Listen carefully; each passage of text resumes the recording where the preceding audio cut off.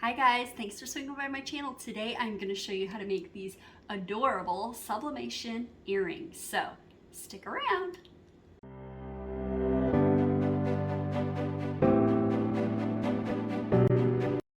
Hi guys, welcome back to my channel. It's Angela Flip and Flutter Creations, and today I'm going to bring you a tutorial on how to sublimate MDF earrings, and then we're going to put them together. So first we're going to sublimate them. They are two-sided. I have two different shapes I'm doing today. I have a little like cow tag, and again these are two-sided, and I've already printed all my little images, and then I also have a hexagon.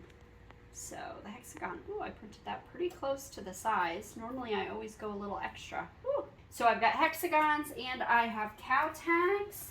So the hexagons are 1.5 inches. The cow tags are 1.7 by 1.1. They're 3 millimeters thick on both of them. They are made out of lightweight. They're only 0.1 ounce each for each earring, and they're MDF. So the manufacturer recommendations for these are 375 at 45 with light pressure. However, as you know, I tend to just stick with my 385. It's my sweet spot, at least for my press. You might have to play around with it to see what works for you. I have done some MDF items already, and 385 seem to work pretty well. Normally I do 60 seconds. I think I'm going to stop it at the 45 and check the corner and see if they're done. If not, then I'll press again. Now, these are two-sided, so that means for each one, I had to print out 2 sheets. But that means for each pair of earrings, you need 4 of your design, okay? So I have 2 different versions I'm doing for the cow tag. I have like just a cowhide, and then I have this really cute like Aztec-y look. I couldn't decide which one I wanted to do. You'll notice I do try to print larger than whatever the item is so that I never have to worry about accidentally getting the white space there. Now, I will say on my hexagons, I did print them. It looks like very, very close to the design. And I think that's because I put words on them, and I don't normally do that. So we could end up messing these up, which makes me almost want to redo these. And you know what? Actually, I think I am going to redo these, because you know what I did? When I printed these, I didn't realize that the earring holder is at the top with the hexagon like this. And I printed them thinking it was going to be like this. So if I do them this way, they're going to be turned. So the design with the Be Kind is going to be slanted. So I think I am going to redo these because I would rather have a little bit extra around the outside. So we are only going to do our cow tags for today, which is fine. These I know are going to be good because I printed these pretty large compared to what the space is. Now I've already taken off the plastic. You want to make sure that you just peel the plastic from the corner on both sides, not just one, both sides before you start using them. I'm going to leave that one on there since I'm not going to do that. I've already pre-peeled these just so that they're ready to go. And I'm lazy, so I'm going to do all of these at one time. And when you're doing earrings, if you want them to be very similar, if you have excess like I do, you just want to make sure that you kind of line it up to where the design is going to look pretty similar. If you don't care, if they're exact, like maybe you want them to be a little bit different, you could always flip one and do your design to where your cowhide is maybe in a different spot, so they're not exactly matchy. So that's kind of just whatever your preference is. I've got these, and I'm going to put them kind of up and out of the way, and I think I just moved that. Whew. They're already getting a little warm just from sitting on the platan. I think that's how you say that.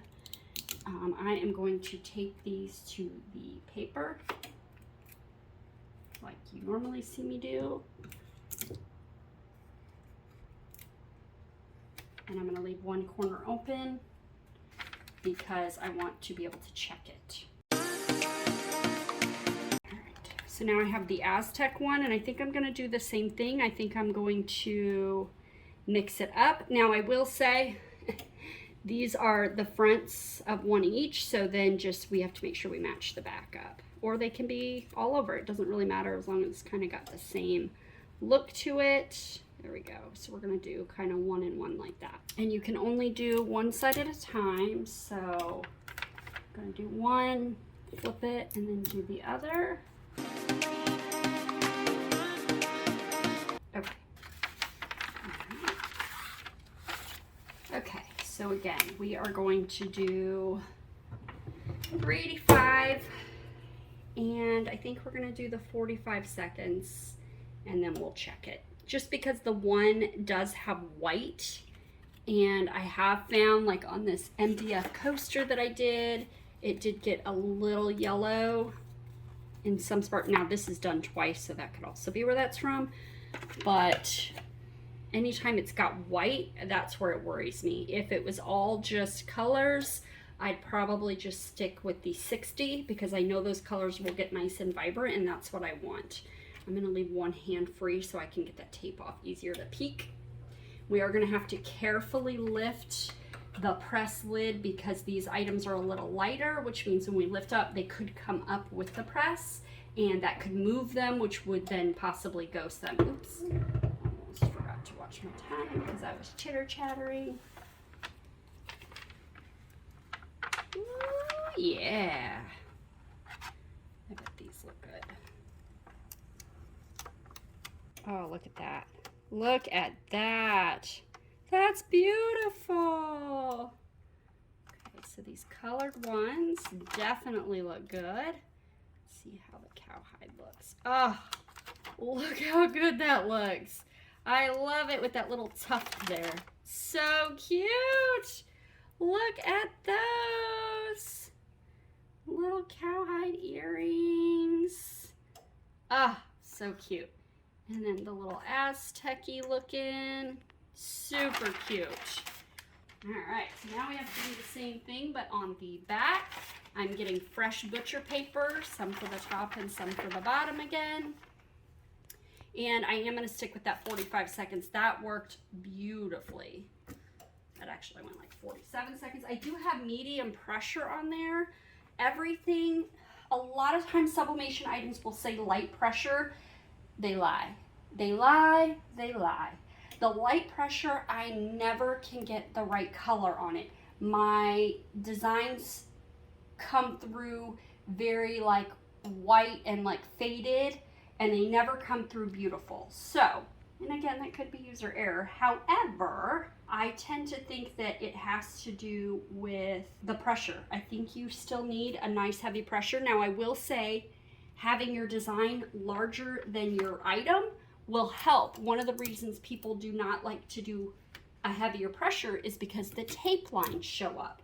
But if you do like what I'm doing right now, which is making sure that my tape is not actually on the designed item anywhere, and that my design is a little bit larger, if you do a little extra wide on the design, just gives you something to be able to tape your design down to. And again, you just have to be really careful when you pull up your press so that you don't accidentally pull these items up, because then it can make it ghost, which you want to avoid.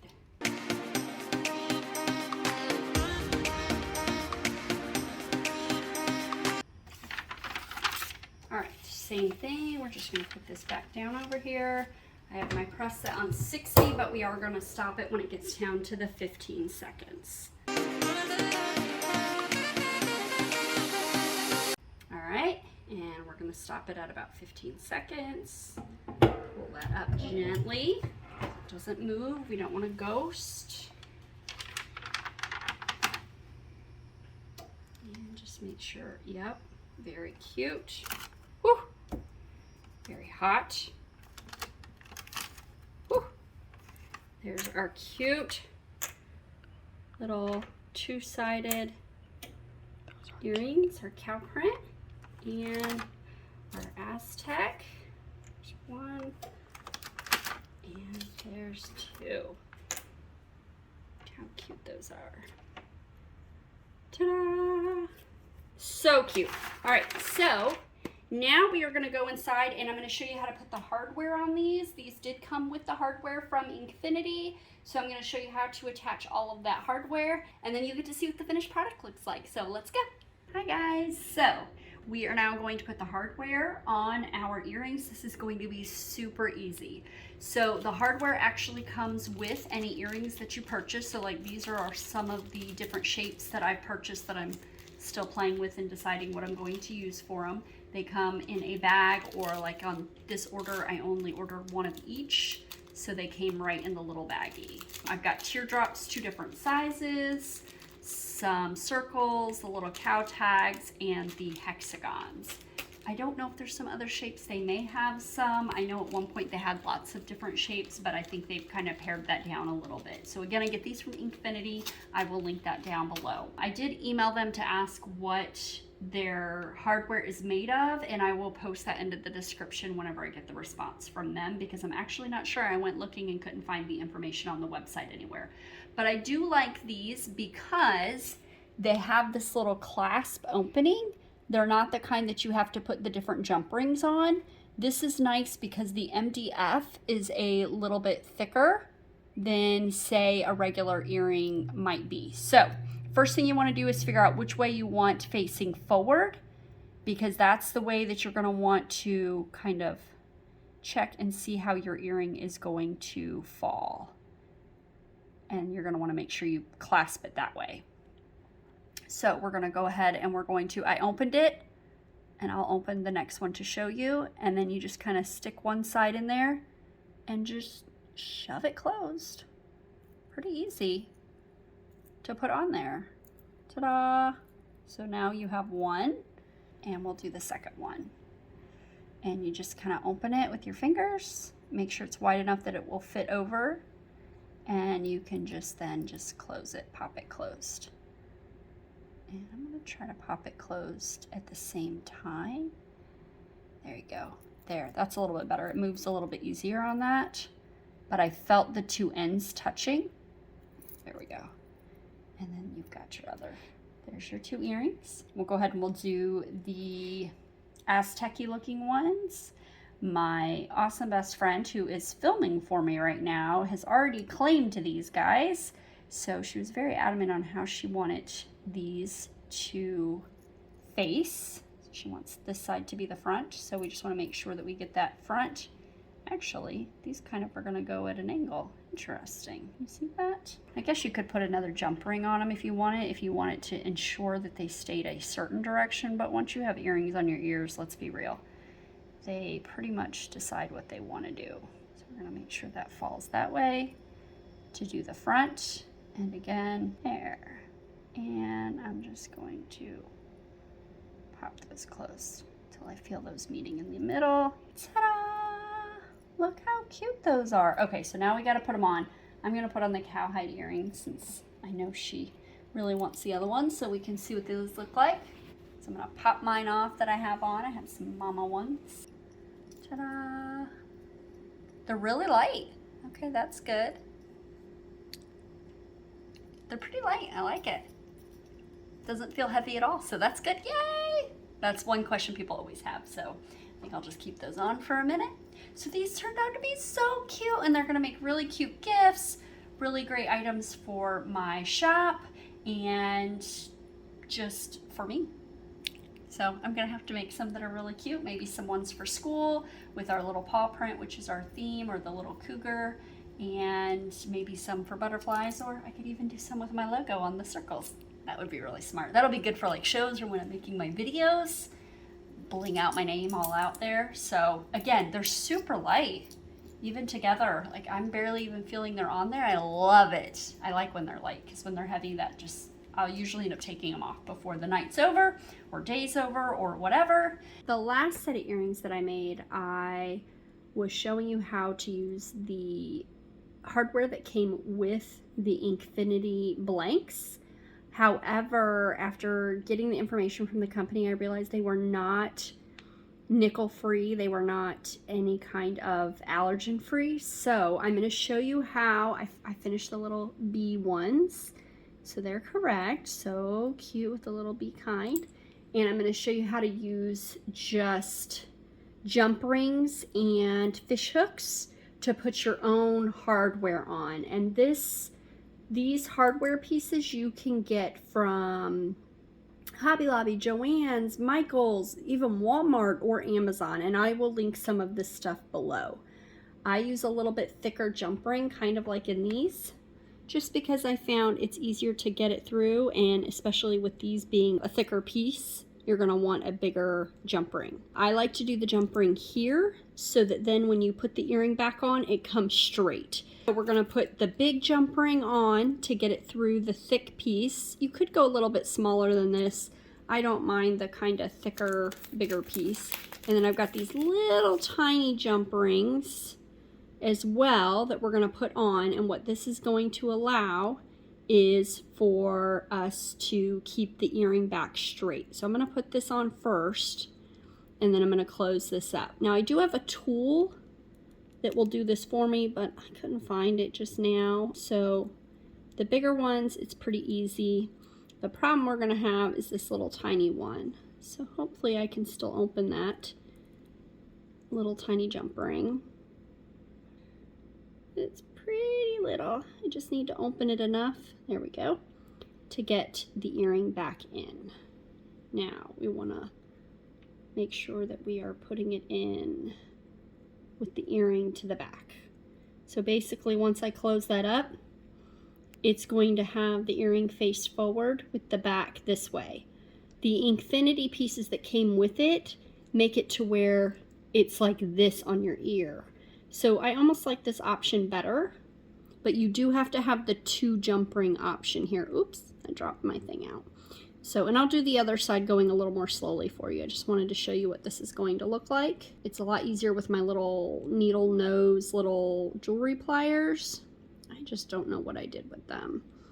It's been a while since I used them. Again, much easier, there we go, with the little jewelry pliers. In fact, I'll probably go back later and just make sure I have those down. Now, this jump ring, we could do a smaller jump ring. This one is pretty large, but I'm okay with it, and I think that it will give it a nice length, but you could go smaller with that. Just make sure you're not too small because that is pretty thick to get around, but you could probably do a 1/3 or a 1/2 size smaller. So now we have this one. I'm going to take these old earrings off of here. Now we've got this one, and see how it lies forward with the earring at the back, which is, I think, a little bit better than those other things we're doing. Okay, so I'm going to do that one piece at a time, but first, this time I think I'm going to open this piece up, the little tiny one, before I put it on the jump ring. So I'm going to put that on, put the earring on, and I'm going to actually close it up. And then we will, there we go. And then we will attach, there we go, that's much better. Then we will attach this one, because this one's super easy to open up. You literally just go kind of side to side, and then pop that one in there. We'll pop this one on here, making sure we have the back, and then you're just going to slide it back together. And again, you can use your little jewelry pliers for this, or just your fingers. There you go. And ta-da! There you go. Super easy. Definitely works if you want to have earring hardware that is hypoallergenic, nickel-free, whatever it might need to be. So I believe these earrings are actually sterling silver.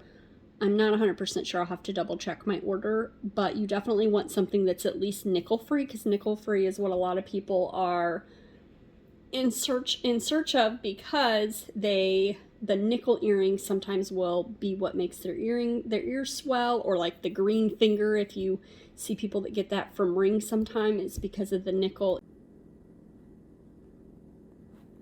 So hopefully this video was helpful for you. Now you know how to make your own little custom earrings that you can sublimate, and how to attach the hardware. Again, they've got different shapes. You may be able to find some other shapes from some other vendors. I love them. They're super cute, and I'm so excited to make some more of these and see what else I can come up with. So hopefully this video was helpful for you. If so, don't forget to give it a thumbs up, and don't forget to hit that subscribe button and ring the bell so you can be notified the next time I post a video. Thanks for swinging by my channel. Bye.